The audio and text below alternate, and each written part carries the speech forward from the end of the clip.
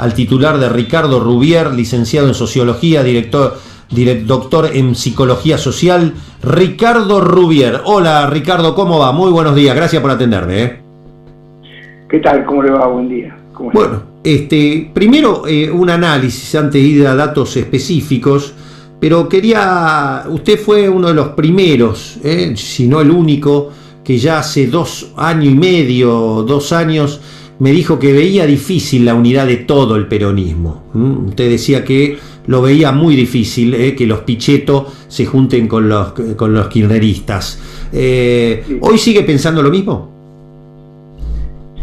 Sigo pensando lo mismo, con la diferencia de que los acontecimientos que han ocurrido en este tiempo, sobre todo en los últimos meses, han mostrado un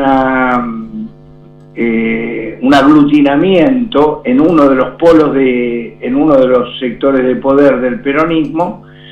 Me refiero al espacio que rodea o que conduce o que dirige la expresidenta Cristina Fernández de Kirchner. No se puede negar que en estos últimos meses ha habido, fundamentalmente por el peso electoral que Cristina Fernández de Kirchner tiene, un aglutinamiento, una reunión alrededor suyo que le ha permitido acercar a los, vamos a decir así, a los segmentos más cercanos a ella, en la medida que comparten el peronismo, aunque no eran kirchneristas, pero comparten el peronismo. Me refiero a algunos referentes de lo que era el masismo hasta hace poco tiempo, Felipe Solá y demás, del Frente Renovador, que se han acercado a Cristina, no siendo o no habiendo tenido una militancia estrictamente kirchnerista. Lo que resta del peronismo, o sea, lo que resta del peronismo me refiero a lo que está, digamos, lo que está bajo la dirección o bajo la referencia de Massa, de Sergio Massa, o de Lavagna, todavía, digamos, está en un momento en el caso de Massa, en mi opinión, está en un punto de transición, y en el caso de Lavagna no veo posible la unidad sobre todo la unidad cediendo de algún modo o reconociendo liderazgo opositor de Cristina Fernández de Kirchner. ¿Cómo el armado de Lavagna, cómo lo está observando, Ricardo? En realidad, en ese espacio, que es un nicho vacante que queda, para ilustrar más lo que quiero decir, tenemos en cuenta que la polarización se lleva hoy, sin proyectar indecisos, se está llevando 63-64% de los votos, o sea, entre Unidad Ciudadana y Cambiemos, más el 4% de la izquierda. Tenemos un 67%, o sea, un 32-33% que me quedan afuera de esto, de este esquema político. Y bueno, esa era la oportunidad del Frente Renovador o del peronismo alternativo, peronismo federal, como se quiera llamar.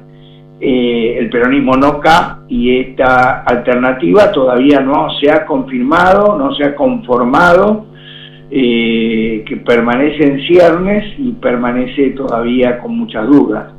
Es indudable que todavía hay tiempo para junio, para cuando se inscriban las candidaturas y las alianzas, pero de todas maneras lo que vemos es que este sector no logra arrancar todavía, mostrando diferencias entre la postura de Massa, en algunas posturas de Massa y algunas posturas de Lavagna. Por lo tanto, todavía no sabemos cuál va a ser el camino, si el camino son las PASO que Lavagna no quiere, o el camino será que haya más de un candidato por el espacio, lo cual nos parece que divide más y debilita más a este espacio. O sea, sigo pensando, en resumen, que el peronismo al 100% no se va a dar, pero indudablemente hay un sector, hay un polo que es el de Cristina, que ha agregado valor, sin duda. Ricardo, ¿Córdoba define muchas cosas el domingo que viene? Córdoba es una situación muy particular. Yo diría que es una provincia en donde hasta el peronismo, cuando uno dice el peronismo de Córdoba, está hablando de una modalidad peronista diferente al promedio. Córdoba es una provincia que ha crecido mucho en las últimas décadas y indudablemente tiene una política que se nutre a sí misma, digamos, ¿no? Y en Córdoba se van a dirimir varias cuestiones. Una que tiene que ver con Cambiemos, y es esta puja que hay, esta división que hay en la Unión Cívica Radical, y las elecciones van a determinar quién tiene más peso, si los sectores radicales más cercanos a Macri o los sectores radicales más autónomos de Macri.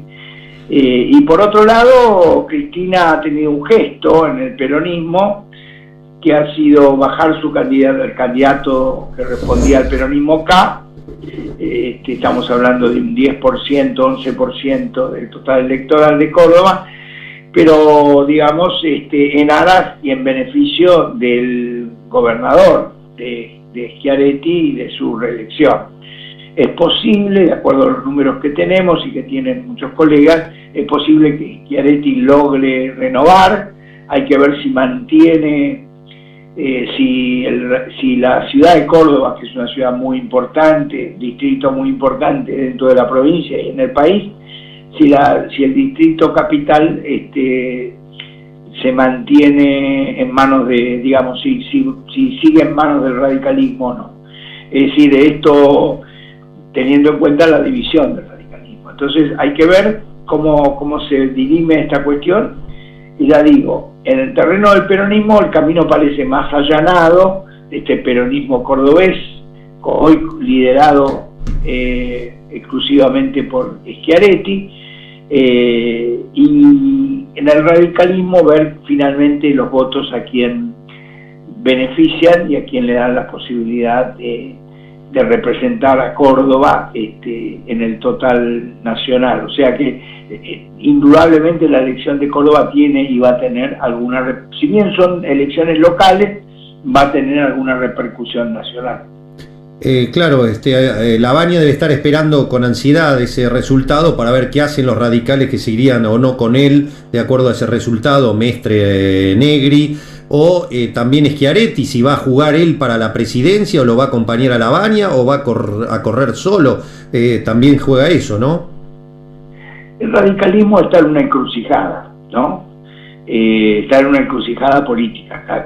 ¿Por qué digo esto? Digo esto porque el radicalismo ha sido, digamos, es uno de los socios del PRO, que es el que conduce la alianza Cambiemos, y esto, el radicalismo a raíz de la situación socioeconómica que ha hecho sentir su voz, su interpelación de algún modo al gobierno del PRO, la falta de consulta y demás, y está en una situación de conflicto, digamos.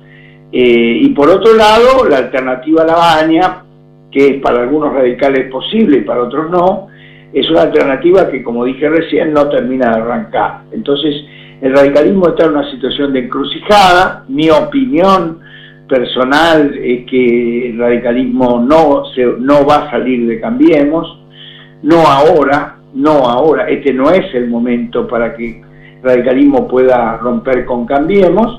Pero indudablemente depende mucho del resultado final de octubre, de noviembre, si hay balotaje, para que el radicalismo continúe o no en la alianza electoral.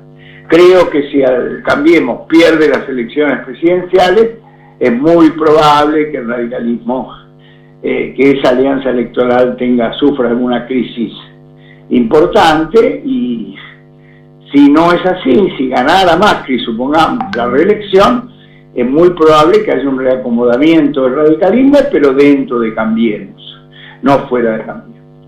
Claro. Bien, ¿cómo este intento del plan de 10, de algunos poco felizmente recordó y dijo el gran acuerdo nacional, supuestos pactos de Moncloa, todo esto que se está hablando ahora, ¿qué significa, qué busca el gobierno con esto? Bueno, el gobierno lo que está buscando es oxigenarse, ¿no? En una situación complicada, en una situación compleja, donde inclusive se ha puesto en duda, por lo menos cuando se habla del plan Vidal y el plan de que el candidato no sea Macri, en realidad se manifiesta de algún modo una situación de debilidad del gobierno. Yo personalmente no creo en ningún plan que no fuera el A, que es el plan de Macri candidato, pero no puedo negar que han existido muchas versiones al respecto, y que inclusive, recién hablábamos de los radicales, los mismos radicales, algunos radicales hacían oír su voz recomendando hacer un cambio respecto a la oferta presidencial. Personalmente, vuelvo a decir, creo que ese plan alternativo no tiene posibilidades. Me parece que se va a continuar con el plan A, salvo que haya una crisis de gobernabilidad fruto de una disparada, una corrida del tipo de cambio, del dólar, bueno.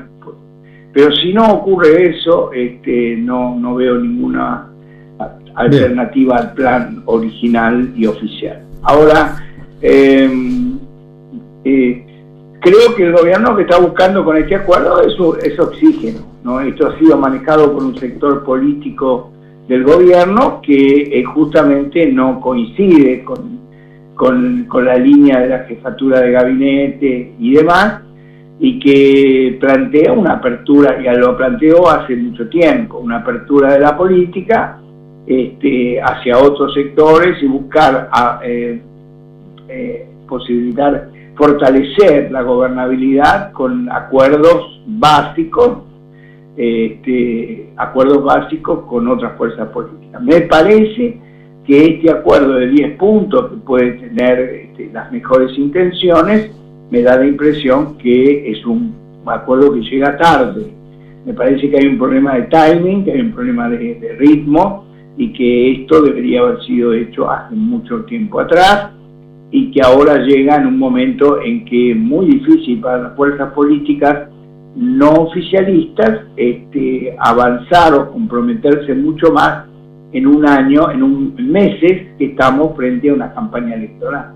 Bien, y la última, Ricardo, ya yendo a la consultora que dirigís, ¿qué posibilidades hay? ¿Cómo, por lo menos la foto de hoy, es correcto pensar que hoy habría balotaje? ¿Hay alguien que puede ganar en primera vuelta?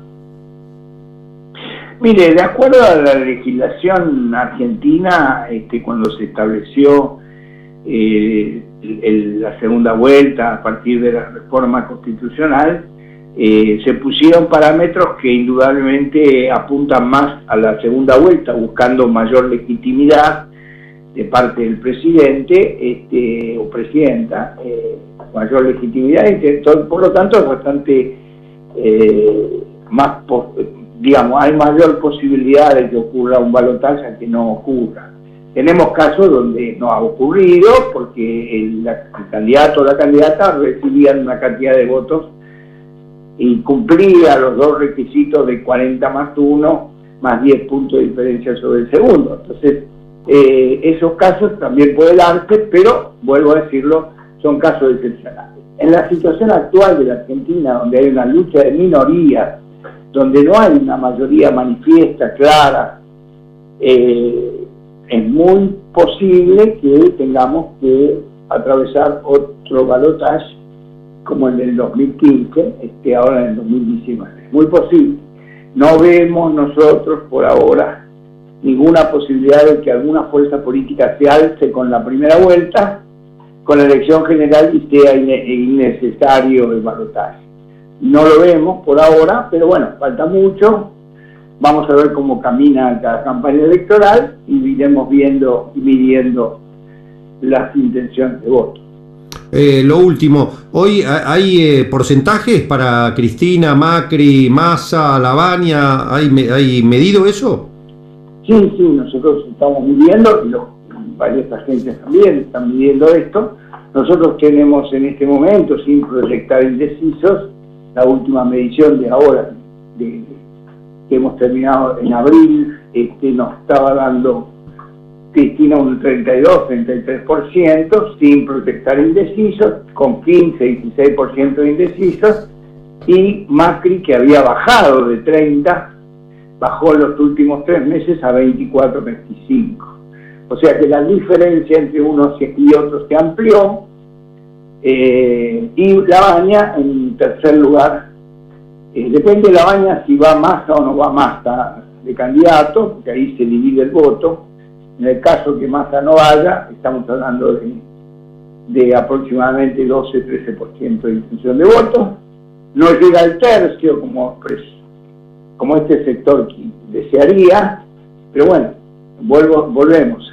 Este sector todavía muestra mucha indecisión, mucha indefinición, y da la impresión que todavía no está definida quién va a competir y cómo se va a competir. Clarísimo. Ricardo, muchísimas gracias por habernos atendido. Que bueno. El titular de Ricardo Rubier y Asociados, el licenciado Ricardo Rubier.